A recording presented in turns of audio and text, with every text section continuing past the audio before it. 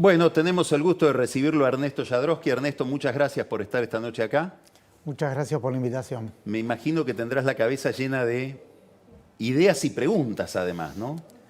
Sí, casi diría más preguntas que ideas. No existe dentro de la economía una subdisciplina de economía de la pandemia, así que estamos navegando aguas desconocidas. Algunas cosas un poco se parecen. Por ejemplo, Una guerra un poco se parece. Hay obviamente que la necesidad de un sistema de salud, hay mortandad, pero en una guerra en general el aparato productivo está sobreexigido, no hay que una parte del aparato productivo está parado. Se parece en una guerra que muchas decisiones del mercado pasan a ser decisiones tomadas por el Estado. En eso se parece. Se parece un poco a algunas de las grandes crisis, la crisis del 30, la de 2001 en la Argentina, la de 2008, donde tenés caídas fuertes de la demanda y una recesión por ese motivo. Pero acá, si bien una parte es que no queremos consumir ciertos productos, la producción está restringida, así que, creo que una característica es que en los impactos económicos y en cómo pensar en mitigar los impactos económicos, hay bastante heterogeneidad entre sectores, dentro de un marco general donde lo prioritario es la salud, luego la alimentación, diría recién, después de eso proteger la actividad económica, de alguna manera tu orden, creo, en este programa, primero con la entrevista al doctor Rubinstein, refleja cómo debe ser esa prioridad, pero las mismas medidas que protegen la salud enfrían la economía. ¿Cómo te imaginás el año? Después vamos a especificar, no para todos es igual. Sí, pero mirá, en general para la economía argentina, que ya venía golpeada. la economía argentina, por supuesto que venía golpeada. Esta es una situación, un shock tan fuerte y tan agregado que de alguna manera nos hace más parecidos al resto del mundo. Hoy en términos relativos somos más parecidos al resto del mundo, cuando hasta hace poco éramos un bicho raro. En línea un poco con lo que decía recién Rubinstein, es incierto cuánto va a durar. Es probable que se aflojen restricciones y después se vuelvan a poner. Si te tengo que contestar primero esa parte del futuro, pensaría dos cosas principalmente. Una, para poder ir aflojando las restricciones, la necesidad de aumentar los testeos para tener una información más masiva, con menor rezago, con mejor información para la toma de decisiones. Y por otro lado, pensar dentro, lo explicaba muy bien Rubinstein recién, que está este coeficiente R, que es de cuánto cada contagiado contagia, y cuando eso es mayor que uno tiene un crecimiento, y ese número decimos que es 2,5, mirando países desarrollados o los países asiáticos. Quizás en las condiciones de pobreza del conurbano bonaerense o en las condiciones de nuestras villas, ese número está arriba de 3. No lo sabemos en América Latina todavía cuánto vale ese número. Pero cuando ese número se logre achatar debajo de 1 y uno pueda pensar en cómo relajar estas restricciones, va a haber que pensar en una intersección, que son aquellas medidas que, por un lado, tienen, mantener las restricciones que tienen un alto impacto sobre la salud y un relativamente bajo impacto negativo sobre la actividad económica. Te puedo decir algunos ejemplos. A ver. Bueno, uno fácil. Si se mantiene una cuarentena muy estricta sobre los jubilados, es algo de alto impacto en proteger la salud y, como son jubilados, si bien algunos desarrollan actividades económicas, tiene bajo impacto sobre el nivel de actividad. Si pensamos en restricciones al turismo internacional, tiene un alto impacto sobre la salud, porque este ha sido un canal evidente de tránsito, y no tan alto. Por supuesto que hay sectores para los cuales es muy importante el turismo internacional, pero Argentina, incluso todavía ahora, tenía un déficit en turismo, o sea que desde el punto de vista de la protección de las divisas hasta puede haber un saldo positivo en esa restricción. Si uno restringe incluso algunas formas de viaje y de turismo adentro del país, en la medida en la cual aparezcan rebrotes locales, uno va a poder controlar mejor. Entonces va a haber que ir pensando en esas cosas, en cosas que cuando las relajamos el impacto sobre la salud no es tan malo y el impacto sobre la actividad económica es bastante bueno, o no tan, digamos, o no tan, digamos, relajarlas tiene un impacto elevado para tratar de recuperar el nivel de actividad, ¿no? No le pega a todos los sectores igual esto. Si lo tuvieras que mirar desde el punto de vista de los niveles de ingreso, de la gente que está mejor, la gente que está peor desde el punto de vista económico, ¿cómo pensás esta pandemia? Mira, recién hablabas, hacías una referencia hacia sí, a la gente que está en villas o asentamientos en el conurbano, por ejemplo. Yo pensaría en cuatro Sectores. niveles Sí. o sectores y en distintas políticas para esos sectores. En primer lugar, hay un grupo que mantiene en gran medida su nivel de ingresos, que son, en la medida, digamos, depende por supuesto de la duración de esto, por lo menos en lo inmediato, que son asalariados de grandes empresas, empleados públicos, jubilados, que parecería, por lo menos en lo inmediato, que van a mantener su nivel de ingresos. Y después déjame volver a ese grupo. Sí.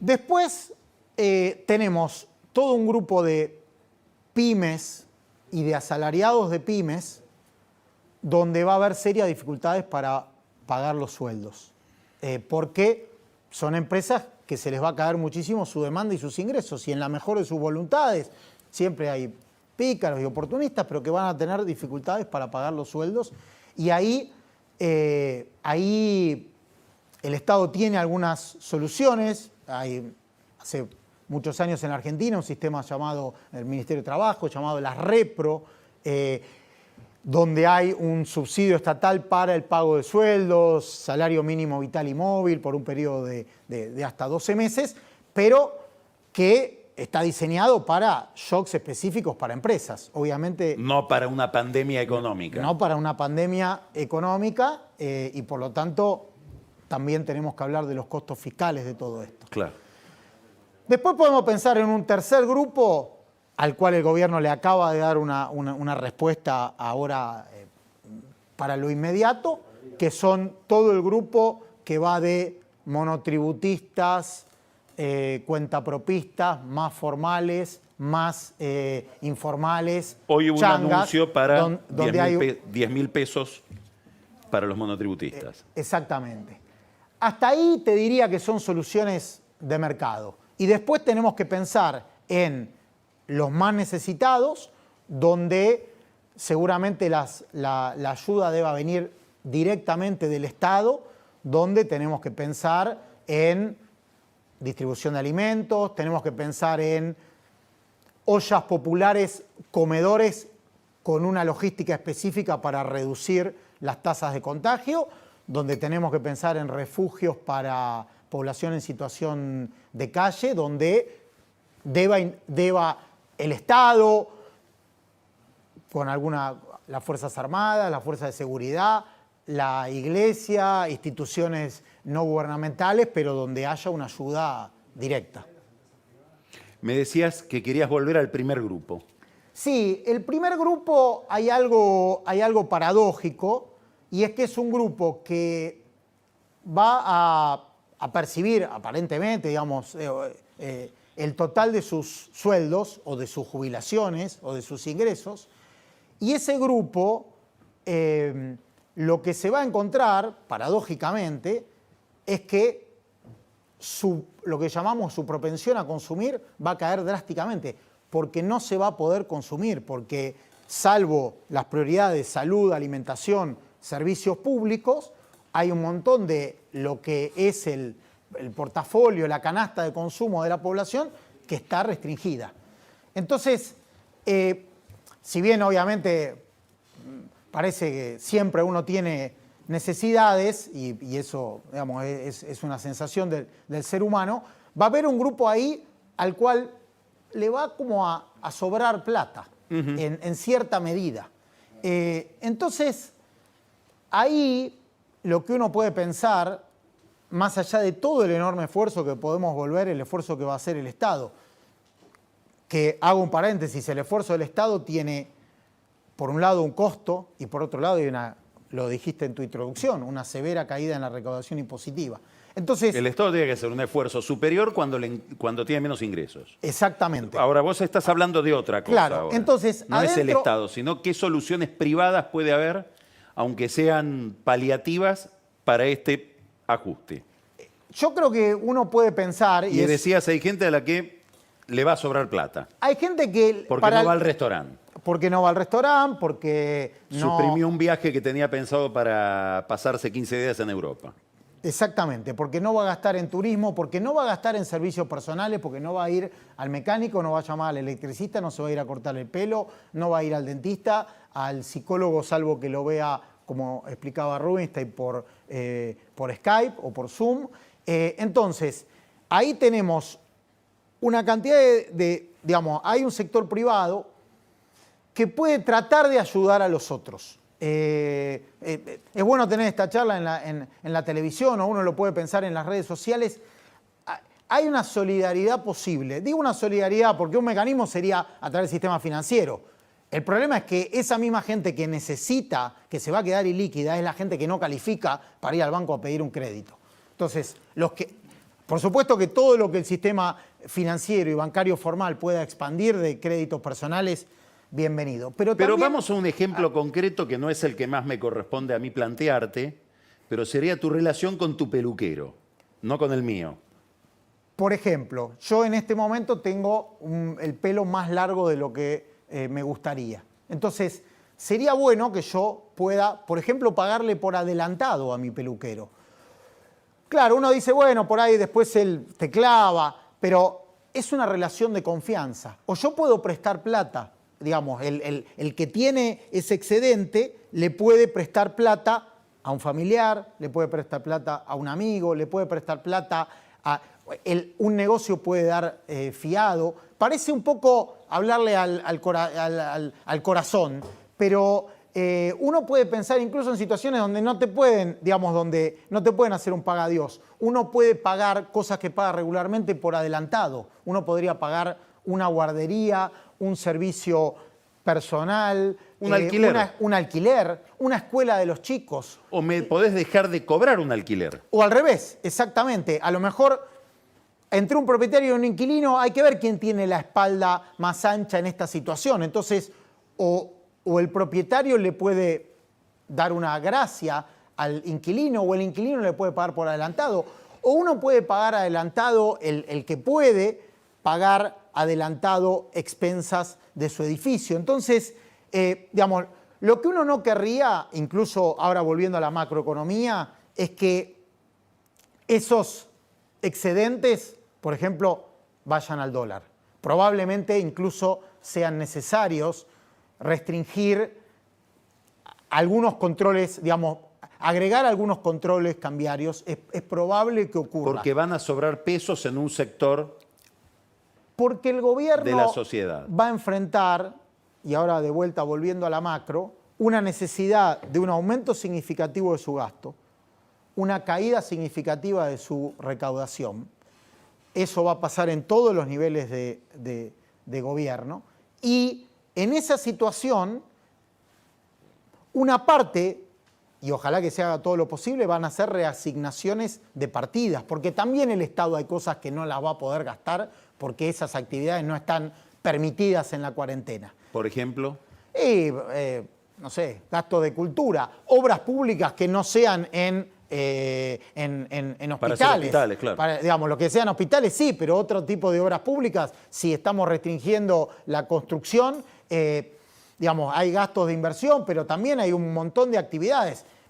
Gente que, digamos, choferes del sector público que no van a estar manejando sus autos. O sea, la restricción abarca todo. Gastos que ocurren en las oficinas públicas que ahora están vacías, no sé, fotocopiadora, papel, un montón de gastos. Eso hay que reasignarlo. Pero va a haber una parte que va a ser, además con los límites, con las altísimas tasas impositivas que ya tiene la Argentina, inevitablemente una parte se va a financiar con emisión. Entonces, esa emisión a nivel macro también necesita que haya lo que, digamos, que se reduzca la velocidad de circulación del dinero o, como decimos los economistas, que aumente la demanda de dinero y entonces es probable que hagan falta algunas restricciones cambiarias. Te hago una última adicionales. pregunta a todo este panorama para mí tan interesante que estás planteando. Hablaste de un problema previo de la economía argentina, el dólar, y qué puede pasar con el dólar en relación con estas novedades. Otro viejo conocido o vieja conocida, la inflación, en este nuevo contexto. Por lo que decís de emisión y a su vez de recesión, ¿cómo juega eso? Es muy necesario, así como en salud hay que aplanar la curva, necesitamos aplanar la velocidad a la cual esa emisión necesaria no se transforme en inflación. Si se transforma en inflación eventualmente, y estamos discutiendo dentro de unos meses, cuando se resuelve el problema de salud, cómo el sector público reabsorbe esos pesos, ojalá, ese es un buen escenario. Necesitamos que no vaya ahora a inflación, no va a ir a inflación, digamos, no va a haber una presión salarial, que es un mecanismo de transmisión, necesitamos que no vaya al dólar, por eso también planteaba esta necesidad de que esos excedentes que pueda tener el sector privado vayan a aliviar la liquidez de otros sectores para que además el Estado se pueda concentrar en los que más lo necesitan, en los sectores que van a tener la situación más extrema. Digamos, acá hace falta gastar en salud y hace falta gastar en alimentación. Tampoco queremos una situación donde esa liquidez vaya a un acopio de alimentos. Entonces, digamos, esas medidas que mencionaba o esa solidaridad puede hacer que la transmisión de emisión a inflación se enlentezca y eso puede ser crucial mientras resolvemos lo prioritario que es la salud. Ernesto, muchísimas gracias. Muchísimas gracias por la invitación, de vuelta. Gracias. Vamos a un corte, vamos a seguir con esta agenda, seguimos con la economía, Marcos Buscalia, y después Pancho Olivera nos va a contar las reacciones que está viendo en la política, no a nivel nacional, sino a nivel provincial y municipal, con este nuevo desafío y muchas veces la irracionalidad que produce el miedo. Ya volvemos.